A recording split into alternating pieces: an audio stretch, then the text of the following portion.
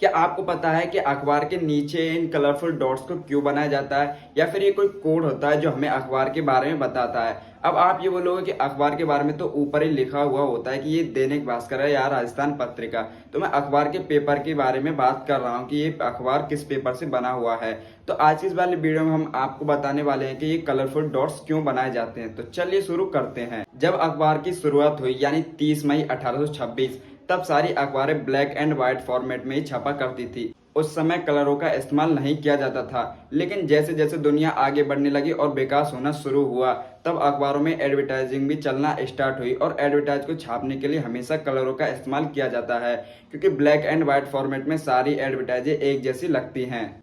और जब अखबारों में कलरों का इस्तेमाल एडवर्टाइज छापने के लिए होने लगा, तो न्यूज़ को सुंदर बनाने के लिए भी इन कलरों का इस्तेमाल होने लगा। और अगर आपने गौर किया हो तो ये डॉट्स हमेशा एक ही पैटर्न में होते हैं। ये पैटर्न होता है CMYB।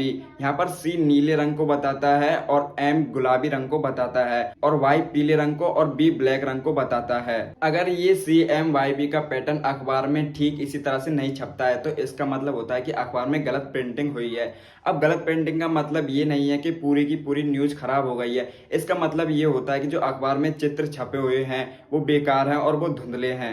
यानी कि CMYB का पैटर्न बिगड़ता है, तो इसका मतलब होता है कि कलरों की आपस में ओवरलैपिंग हो गई है, यानी एक कलर के ऊपर दूसरा कलर आ गया है, जिससे अखबार में छपने वाले चित्र वो धुंधले हो गए हैं। अगर चित्र धुंधला होता है तो अखबार पढ़ने वाले को बिल्कुल मजा नहीं आता और वो अखबार बिक नहीं पाता है, यानी कि मार्केट में उसकी वैल्यू डाउन हो जाती है। इसी समस्या से बचने के लिए अखबारों में इन डॉट्सों को छापा जाता है और इससे पता भी लगता है कि प्रिंटर में कितनी इंक बची हुई है और चित्र हमेशा सही छप रहे हैं या फिर नहीं, क्योंकि इन डॉट्स का पैटर्न हमेशा सेम होता है। अगर यही पैटर्न नीचे वाले पेज पर छपता है तो इससे कंपनी को पता लग जाता है कि अखबार में कोई भी गलती नहीं हुई है और अखबार में जो प्रिंटिंग होनी थी वो एकदम सही हुई है। अगर आपको ऐसी वीडियो देखने में मजा आता है तो हमारे चैनल को सब्सक्राइब जरूर करें।